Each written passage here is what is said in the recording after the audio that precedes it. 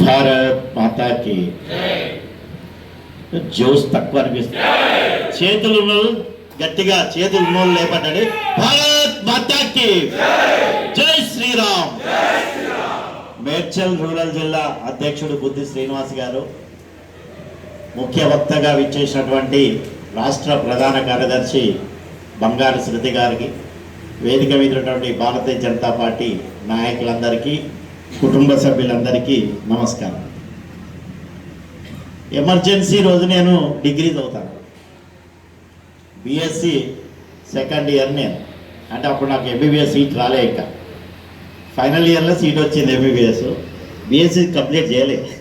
BSc second year మాత్రం అయిపోతున్నప్పుడు 77లో కదా, నాకు 78లో ఎంబీబీఎస్ సీట్ వచ్చింది. ప్రత్యక్షంగా చూసినోని నేను. చాలామంది కూడా మీ దాంట్లో ఉండొచ్చు, కొంతమంది పుట్టకపోవచ్చు. రాజ్యాంగాన్ని మేమే కాపాడుతామని అప్పటి వరకు పుట్టని పిల్లగాడు రాహుల్ గాంధీ బుక్కు పట్టుకొని తిరుగుతాడు రోడ్డంతా. రాజ్యాంగం బుక్కు పట్టుకొని తిరుగుతాడు. ఎవరైతే రాజ్యాంగాన్ని ఖూనీ చేసిర్రో, సంవిధాన్కు హత్య జో కరా, వాళ్ళు మనకు నీతులు చెప్తారు. ఇప్పుడు రాజ్యాంగాన్ని పరిరక్షిస్తారట కాంగ్రెస్ వాళ్ళు. ఆయన 3 ఏళ్ళలో ఏమో ఉన్నట్టున్నది పిల్లగాడు. అప్పటికి చాలా తక్కువ సమయం మనకు స్వాతంత్రం వచ్చి, ఏదో పెద్ద చాలా సుదీర్ఘమైన చరిత్ర ఏం లేదు. మనకు 52లో మొదటి ఎలక్షన్ అయింది, 57లో రెండో ఎలక్షన్ అయింది, 62లో మూడో ఎలక్షన్ అయింది, 67లో 4వ ఎలక్షన్. 5వ ఎలక్షను 5 సంవత్సరాలకు కాలేదు, 67లో 4వ ఎలక్షన్ కాగానే ఎప్పుడు కావాలి? 72లో కావాలి. మరి ఇందిరాగాంధీ ఎప్పుడు 71లో పెట్టింది. ఎందుకు? కాంగ్రెస్ 1969లో స్ప్లిట్ అయింది. కాంగ్రెస్ ఆర్గనైజేషనల్ అంటే కామరాజు గారు, నీలం సంజీవ్ రెడ్డి, బ్రహ్మానంద రెడ్డి, అంత పెద్ద పెద్ద వాళ్ళందరూ ఓల్డ్ జనరేషన్ అంతా ఇందిరాగాంధీ చేష్టలు నచ్చట్లేదు, ప్రజాస్వామ్యం రాజ్యాంగం అంటేనే పట్టించుకోవట్లేదు, రూల్స్ లేవు, ఆమె ఏం చెప్తే అదే వేదం అన్నట్టు నడుస్తుందని 69లో ఈమెను సస్పెండ్ చేశారు. ఇందిరాగాంధీని సస్పెండ్ చేశారు కాంగ్రెస్. చేస్తే ఈమె రిక్విజిషన్ కాంగ్రెస్ అని INCR అని పెట్టి అందరినీ, అంటే వాళ్ళకు నెహ్రూ గాంధీ ఫ్యామిలీలకు అప్పుడు క్రేజీ కదా, అందరు ఇందిరాగాంధీ వైపే చాలా మటుకు ఉండి, బట్ మైనారిటీ గవర్నమెంట్ ఎవరు సపోర్ట్ ఇచ్చారు? CPM ఇచ్చారు. ఏది 69లో. వీళ్ళతో ఎన్ని రోజులు మనం భరిస్తామని ఆమె 71నే రద్దు చేసి ఎలక్షన్స్కి పోయి గరీబీ హటావో అనే స్లోగన్ ఇచ్చింది. ఏం స్లోగన్ ఇచ్చింది? గరీబీ హటావో అని స్లోగన్ ఇచ్చి బ్యాంక్స్ అన్నింటినీ నేషనలైజ్ చేసి, ఒక 2-3 పబ్లిక్ ఇంట్రెస్ట్ పనులన్నీ చేసినట్టు యాక్షన్ చేసి అఖండ మెజార్టీతో వచ్చింది. 71లో 352 ఎంపీస్ గెలిచారు. 1 కాదు 2 కాదు. కానీ మన దగ్గర ఏం గెలిచినా మనం ఇక్కడ చెప్పాలి. ఎవరైనా మన తెలంగాణలో ఎవరు గెలిచిన 71లో? TPS తెలంగాణ ప్రజాసమితి ఒక్కటికి. ఇక్కడ తెలంగాణ గురించి అప్పటి నుంచే ఉన్నది మనకి ఇక్కడ రక్తంలో. మొత్తం కాంగ్రెస్ గెలిచింది కానీ తెలంగాణ ప్రజాసమితి గెలిచింది ఇక్కడ మనకి 71లో. ఇక కళ్ళు మీదికి రాగానికి, ఎందుకంటే వాళ్ళందరినీ పక్కకు పడేసింది. ఇక పెద్దలు ఇక తన ఇష్ట రాజ్యంగా చేస్తూ పోతుంటే బీహార్లో విద్యార్థి సంఘర్షణ గోష్ కింద వాళ్ళు, గుజరాత్లో ఒక ఉద్యమం, రైల్వే పెద్ద ఉద్యమం జరిగింది. జార్జ్ ఫెర్నాండెస్ గారు రైల్వే యూనియన్ లీడర్, చాలా పెద్ద ఎత్తున ఉద్యమం నడుస్తూ ఉన్నది ఈమె మీద. చాలా చిన్న విషయాలే. కానీ ఈలోకి ఏం చేసిండ్రు? ఇందిరాగాంధీ మీద పోటీ చేసి ఓడిపోయినటువంటి రాజనారాయణ గారు ఒక పిటిషన్ వేస్తారు అలహాబాద్ హైకోర్టులో ఒక పిటిషన్ వేస్తారు. అధికార దుర్వినియోగము, అవినీతి చేసింది ఇందిరాగాంధీ గారు వారి ఎలక్షన్లో అని వేస్తే దాన్ని ఎంక్వైరీ చేసి సిన్హా గారు జడ్జి గారు, chief justice of Allahabad high court Sinha గారు అన్నీ విన్నాక ఒక 3 పాయింట్లు మాత్రం ప్రూవ్ అయినాయి. రాజనారాయణ గారు అడ్వకేట్ ఎవరు చెప్పాలి? శాంతి భూషణ్ గారు. శాంతి భూషణ్ గారు రాజనారాయణ గారు అడ్వకేట్. మరి ఇందిరాగాంధీ అడ్వకేట్ ఎవరు? చాలా పెద్ద ఫేమస్, నాని పాల్కీవాలా. నాని పాల్కీవాలా అంటే ఇక అసలుకి ఇక మీరు ఇమాజిన్ చేసుకోవచ్చు. నాని పాల్కీవాలా సుప్రీంకోర్టునే దడదడలాడిచ్చే లాయరు ఇందిరాగాంధీ పెట్టుకున్నది అలహాబాద్లో. కానీ సాక్ష్యాలు ఏంటంటే 3 పాయింట్లు ప్రూవ్ అయినాయి. ఆమె డబ్బులు ఇచ్చింది అనేది ప్రూవ్ కాలే, కానీ ప్రూవ్ అయినాయి 3. ఒకటి, డయస్ ఏదైతే ఎలక్షన్కు డయస్ ఇవ్వలేసిర్రు, పోలీసు యంత్రాంగం డయస్ వేసింది, అది నిరూపణ అయింది. సాక్ష్యాలతో పాటు రాజనారాయణ గారు ఇచ్చిన సాక్ష్యాలను శాంతిభూషణ్ గారు కరెక్ట్గా జడ్జి గారి దగ్గర ప్రూవ్ చేశారు. ఒకటి అంటే అధికార దుర్వినియోగం. రెండవది, ఆ రోజు ఎలక్షన్లో ఎలక్ట్రిసిటీ ఏదైతే ఉన్నదో ఎలక్ట్రిసిటీ బిల్ అంతా అక్కడ ఉన్నటువంటి గవర్నమెంట్, రాష్ట్ర ప్రభుత్వము, ఈమె నడిచినటువంటి కేంద్ర ప్రభుత్వం ద్వారా ఎలక్ట్రిసిటీ ఛార్జెస్ కట్టించింది. ఇది రెండవది. మూడవది, తనకు ఉన్నటువంటి ప్రైవేట్ సెక్రటరీ గవర్నమెంట్ ఎంప్లాయీ, అతన్ని ఈమె ఉపయోగించుకుంటున్నది. కోర్టు వాదనలు స్టార్ట్ అయినాక రాజీనామా చేయించి ఈయన ప్రైవేట్ సెక్రటరీగా పెట్టుకున్నది. కానీ ఎలక్షన్ క్యాంపెయినింగ్ అప్పుడు ఆయన అధికార ఎంప్లాయీ. ఈ 3 ప్రూవ్ అయినాయి. కాబట్టి ఇక రేపో ఎల్లుండో అంటే జూన్ 12 నాడు జడ్జిమెంటు. 2 రోజుల ముందు ఇందిరాగాంధీ మనుషులను పంపుతుంది సిన్హా దగ్గరికి. 2 రోజుల ముందు తెలిసిపోతుంది ఆమెకు జడ్జిమెంట్ వ్యతిరేకంగా రాబోతున్నదని. ఇందిరాగాంధీకి వ్యతిరేకంగా జడ్జిమెంట్ ఇచ్చే మొగోడు ఉన్నాడా? ఇది స్టేట్మెంట్లు. అప్పుడు ఏది India is Indira, Indira is India, Barooah అన్నాడు కదా డికే భారవా. అప్పుడు India is Indira, Indira is India. అంత చరిస్మాటిక్ లీడర్. అప్పుడు సిన్హా గారు వాళ్ళు వచ్చిన వాళ్ళతో నమస్కారాలు పెట్టి చెప్పిందని పంపించారు. జూన్ 12, 1975 రోజు చరిత్రాత్మకమైనటువంటి నిర్ణయం. ఇందిరాగాంధీ గారు అధికార దుర్వినియోగం చేసింది కాబట్టి ఆమె ఎంపీకి పార్లమెంట్ సీటుకు అనర్హత ప్రకటించి 6 సంవత్సరాల వరకు ఎలక్షన్లో పోటీ చేసేది లేదని తీర్పిచ్చింది. రాజనారాయణ గారిగా అంటే నెక్స్ట్కి ఎవరు? రాజనారాయణ గారి కదా. వారే ఎన్నిక ప్రకటన ఆలస్యం. కానీ సుప్రీంకోర్టులో రివిజన్ పిటిషన్ ఇస్తుంది. ఎందుకంటే కొంతమందికి హిస్టరీ తెలవాలి కదా. హిస్టరీ ఎందుకు తెలవాలో కూడా పాయింట్ చెప్తాను. కృష్ణ అయ్యర్ గారి దగ్గరికి వస్తుంది. సుప్రీంకోర్టు జడ్జి కృష్ణ అయ్యర్ గారు వాదనలన్నీ అయిపోతాయి. రివిజన్ పిటిషన్ జూన్ 24 నాడు జడ్జిమెంట్. కృష్ణయ్యర్ గారు సుప్రీంకోర్టులో వాదనలు అయిపోయిన తర్వాత జడ్జిమెంట్ ఏమిస్తారు? అలహాబాద్ హైకోర్టు ఇచ్చిన జడ్జిమెంట్ కరెక్ట్గానే ఉన్నది, నేను సమర్థిస్తున్నా అని కృష్ణయ్యర్ గారు ఆమె యొక్క ఎంపీ అనర్హత, ఆమె అన్ని సౌకర్యాలు ఏదైతే ఎంపీగా లభిస్తాయో వాటినన్నింటినీ రద్దు చేస్తున్నా, ఆమెకు ఓటింగ్ పవర్ లేదు పార్లమెంట్లో అనుకుంటూ ఒక్కటి చిన్న పొరపాటుగా ఇలాగనే ప్రైమ్ మినిస్టర్గా కంటిన్యూ చేయొచ్చు. ఇక చూడు, ఈమె ఎంపీగానేమో అనర్హత, కానీ prime minister she can continue as prime minister అని జడ్జిమెంట్ ఇస్తాడు.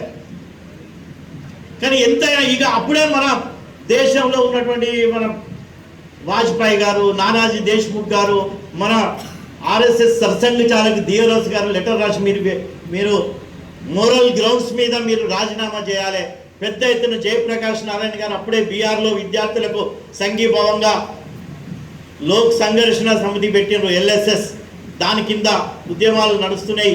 ఇదంతా ఎట్లెట్లో ఉన్నది, నా సీటుకి ఎసరు వచ్చేటట్టున్నది. అంటే ప్రజాస్వామ్యం గురించి మాట్లాడే కాంగ్రెస్ పార్టీకి అధినేత్రి అయినటువంటి ఇందిరాగాంధీ గారు హుందాగా పదవి వదిలిపెట్టి పోవాలి.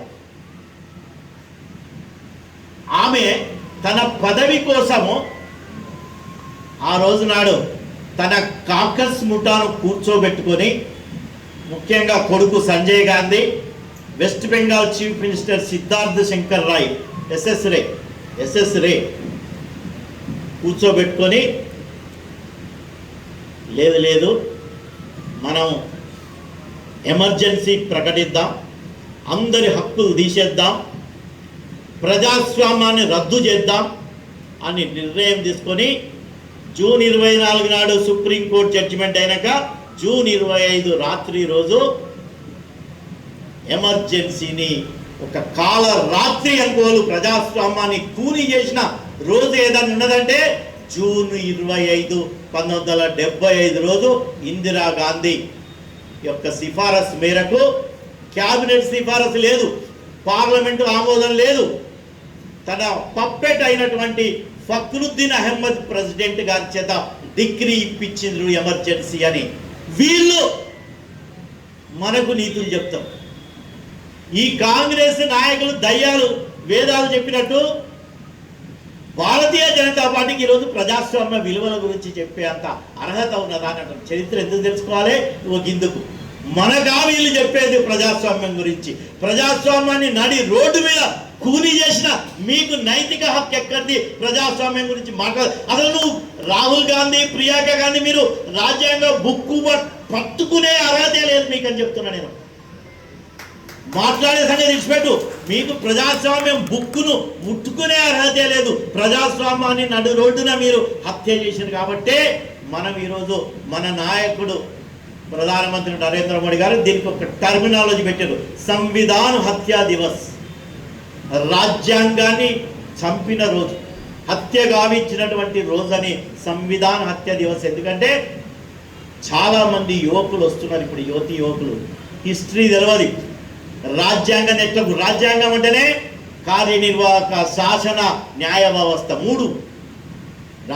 ప్రజాస్వామ్యానికి ఏంటి పట్టుకొమ్మలు? 3 పిల్లర్స్ ఆఫ్ డెమోక్రసీ: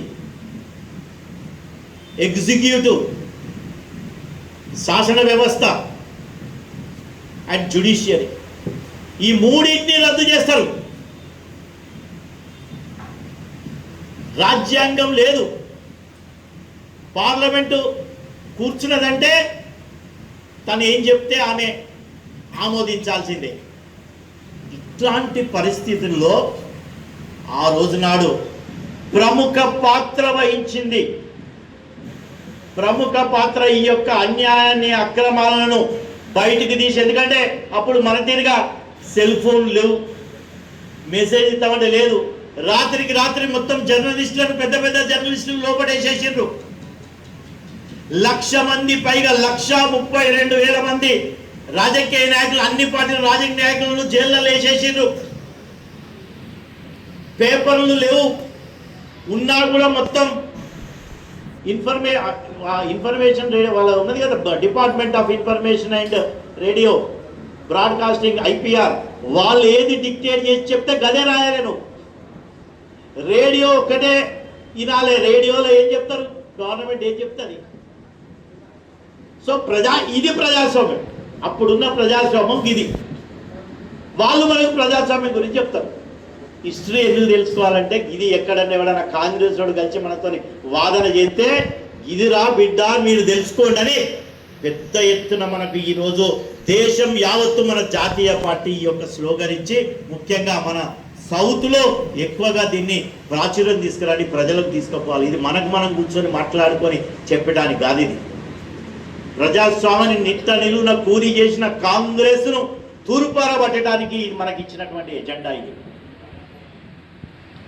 ఒక్కటి కాదు, 2 కాదు. ఢిల్లీలో సంజయ్ గాంధీ కాంగ్రెస్ పాలిత రాష్ట్రాలలో మాస్ వ్యాసెక్టమీస్, 1000 మంది, లక్షల మందిని వాళ్ళ కుటుంబ నియంత్రణ ఏంది, వాలంటరీ కదా, మనకి ఇష్టం ఉంటే మనం పోతాం. అంతేగాని బలవంతంగా వ్యాన్లను ఎక్కించి ఎక్కడికక్కడ రోడ్డు మీద కూడా క్యాంపులు పెట్టించుకొని కొన్ని లక్షల మంది, కొంతమంది పెళ్లి కావాలని కూడా వాళ్ళ యొక్క కోటాను ఫిలప్ చేసుకోవటానికి మాస్ వ్యాసెక్టమీలు చేపించినటువంటి దుర్మార్గమైనటువంటి మరి ఢిల్లీలో స్లమ్స్లో ఉన్నటువంటి బీద వాళ్ళ యొక్క వేల ఇండ్లను కూలగొట్టినటువంటి చరిత్ర వీళ్ళది. ఎదురు తిరిగిన కాడ టర్క్మెన్ గేట్ కాల్పులు జరిపి పేదవాళ్ళ యొక్క ప్రాణాలు తీసి, అంటే గరీబీ హటావోనా, గరీబ్ హటావోనా, గరీబోళ్ళందరినీ సావగొట్టిన చరిత్ర కాంగ్రెస్ వాళ్ళది. ఇది అది కదా మీ చరిత్ర, ఇది కదా ప్రజలకు మనం తెలియజేయాల్సింది. భారతీయ జనతా పార్టీ ఒక రాజకీయ పార్టీ. మనం రాజకీయ పార్టీ ఏ అంశం వచ్చినా పొలిటికల్ మైలేజ్ ఏ విధంగా రావాలంటానికి ఇదొక మంచి అంశం. మనము ఎందుకంటే మొన్నటికి మొన్న ప్రతిసారి నేను ప్రధానమంత్రి అయితా అని, లేకపోతే మా నాయకుడు ప్రధానమంత్రి అయితా అని కలలు కంటున్నటువంటి కాంగ్రెస్ నాయకులకు ప్రతినిధి అయినటువంటి రాహుల్ గాంధీ ఈ ప్రజాస్వామ్యము, ఈ దీని గురించి, ఈ ఎమర్జెన్సీ గురించి చదవలేదు ఆయనే. సో అటు సంజయ్ గాంధీ, మిగతా నాయకులందరూ కలిసి ఇందిరాగాంధీ ఆదేశాల మేరకు చాలామందిని, మన నాయకులు ఆర్ఎస్ఎస్ ప్రతినిధులు చాలామంది జైలుకు పోయినారు. వాజ్పేయి గారు అరెస్ట్ అయ్యారు, ఎల్కే అద్వానీ గారు అరెస్ట్ అయ్యారు, రాజ్నాథ్ సింగ్ గారు అరెస్ట్ అయ్యారు. భారతీయ జనసంఘ్ ఉండే అప్పుడు ప్రధాన కార్యదర్శి నానాజీ దేశ్ముఖ్ గారు, మదన్ లాల్ ఖురానా గారు, మనోహర్ జోషి గారు, ఎంతోమంది నాయకులు జైళ్ళలో మగ్గారు. మన all India Akhil Bharat Vidyarthi Parishad all India president Arun Jaitley గారు మొత్తం ఎమర్జెన్సీ అంతా జైల్లోనే ఉన్నారు. ABVP all India president Arun Jaitley గారు, అట్లానే వేరే పార్టీల నాయకులు కూడా ఉన్నారు, ఇంక్లూడింగ్ జయప్రకాష్ నారాయణ గారు. ఈ యొక్క ఎమర్జెన్సీని, వీళ్ళ అకృత్యాలను ఎదుర్కొనడానికి ప్రముఖంగా ముందుండి పోరాటం చేసింది ఆర్ఎస్ఎస్ ప్రతినిధులు, ఆర్ఎస్ఎస్ సంఘ నాయకులు, భారతీయ జనసంఘ్ నాయకులు. లోక్ సంఘర్ష్ సమితి పెట్టినా కూడా బిఎస్ఎస్ భారత్ సురక్షా సమితి కింద ఆ రోజు రాత్రి ఒక విద్యార్థిగా మేము రాత్రి కరపత్రాలు కూడా ప్రింట్ లేదు, జెల్లీ కదా అప్పుడు, జెల్లీలు రాసి రాత్రి జెల్లీ తీసి ఆ పాంప్లెట్ పట్టుకొని రాత్రి భయంగా ఇళ్లలో మంచేది. అంత భయానక వాతావరణంలో కూడా భయపడకుండా పనిచేసింది దీనికి వ్యతిరేకంగా అప్పటి భారతీయ జనసంఘ్ మరియు సంఘ ప్రతినిధులు. కాబట్టి మనం అందరం ఈ హిస్టరీ తెలుసుకోవాలి. ఈ యొక్క కాంగ్రెస్ అకృత్యాలు ఎంతసేపైనా మాట్లాడవచ్చు మనం. చాలా ఉన్నాయి సంఘటనలు, ఎంతోమంది ఉదాహరణలు ఉన్నాయి. జీవితాలు నాశనమైనవి కాంగ్రెస్ అకృత్యాల వల్ల. ఆఖరికి పార్లమెంట్లో ప్రజలకు సమస్య, ప్రజాస్వామ్యాన్ని ఏ విధంగా కూని చేసిందంటే మామూలు విషయంగా. అంబేద్కర్ గారు మిగతా పెద్దలు రచించిన ప్రజాస్వామ్యాన్ని పూర్తిగా అవహేళన చేసినటువంటి కాంగ్రెస్ పార్టీ 2 అంశాలను దీంట్లో జోడించింది. ఆ యొక్క ఎమర్జెన్సీ టైంలో ప్రియాంబుల్లో ప్రజాస్వామ్యం రాసినప్పుడు, మన చట్టం రాసినప్పుడు, మన కాన్స్టిట్యూషన్ రాసుకున్నాం మనం, చేయితో రాసిండ్రు. అది రాసినప్పుడు ఎక్కడ కూడా ప్రియాంబుల్లో సెక్యులరిజం, సోషలిజం అని 2 పాయింట్లు లేవు. ఏంటి అవి? Secularism, socialism. ఎందుకంటే మనము దేశాన్ని విడగొట్టిందే ముస్లిం లీగ్ జిన్నా నాయకత్వంలో. ముస్లింలు మాకు సెపరేట్గా, మాకు దేశం కావాలని అడిగింది మనం కాదు, వాళ్ళు అడిగి మత ప్రాతిపదికన విభజన చేసుకొని పోయినోళ్ళు పాకిస్తాన్, ఇది హిందుస్థాన్ అని వాళ్ళు అన్నప్పుడు మన పెద్దలు కూర్చొని శ్రీరాముడు, శ్రీకృష్ణునిది, హనుమంతుని యొక్క బొమ్మలు ప్రియాంబుల్ ఫస్ట్ కాపీ మీరు చూడండి. ఒరిజినల్ కాన్స్టిట్యూషన్ కాపీలో మన కృష్ణ భగవానుడు, రాముడు, హనుమంతుని యొక్క బొమ్మలు ప్రింట్ కాబడ్డాయి అక్కడ. అది కదా మనం రాసుకున్న కాన్స్టిట్యూషన్.